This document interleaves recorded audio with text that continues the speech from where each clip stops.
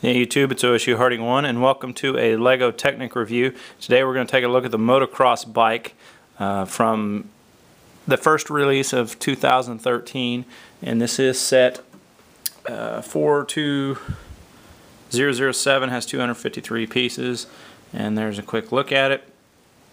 It is a 2-in-1, so there's the alternate build. I did not do the alternate build. Now, first thing you're going to notice is, number one, I didn't put the decals on there because, one, I don't think it needed it. So there's the decal sheet. Alright, the next thing you're going to say is, wow, that thing doesn't look anything like it does on the box. And that's because I've done 3 major modifications to it. And those major modifications were to make it actually correct compared to a real motocross bike here in the United States. And I've compared my model to the Hondas, the Yamahas, the Kawasaki's, all of them out there, and this is the way that they all are.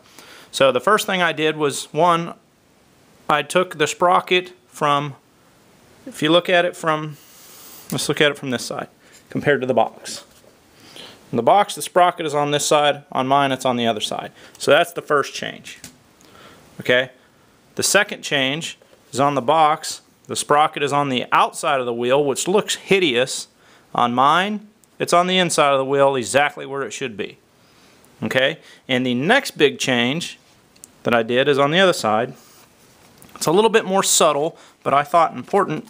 But if you look at the last page of the instruction book, these 2 gears right here are what drive the pistons from the wheel. When you spin the wheel, those 2 gears there spin, and that's what turns the piston. Well, those were like on the outside where a rider would have his legs, and his legs would get rubbed up by those gears. I thought that was a poor design. Those gears need to be more internal to the frame of the bike. So in my design, those gears are more internal. Now, I actually only had to use one different piece than what came with the kit, and it was a different axle for the back here. So that's, and then I actually I had an extra piece that I didn't need. It was a small L-shaped lift arm, and I didn't need that anymore.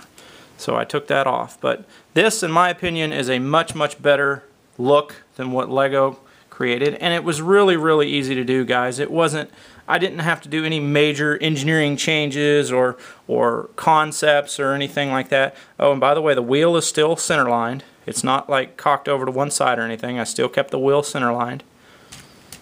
Okay, so this thing is as realistic and as accurate to a real motocross bike as anything. And if you own this and you're upset that the sprocket is on the outside or it's on the wrong side or whatever, it's really simple to change, guys, I promise. And I don't have specific directions on how I did it, but it was not hard. Oh, and I did have to, because of those gears there, this piece of pipe right here used to connect right down in here. But those gears are kind of in the way now, but if you look at the way the exhaust comes originally, I think it makes more sense like this anyway. So that's a little bit of a change.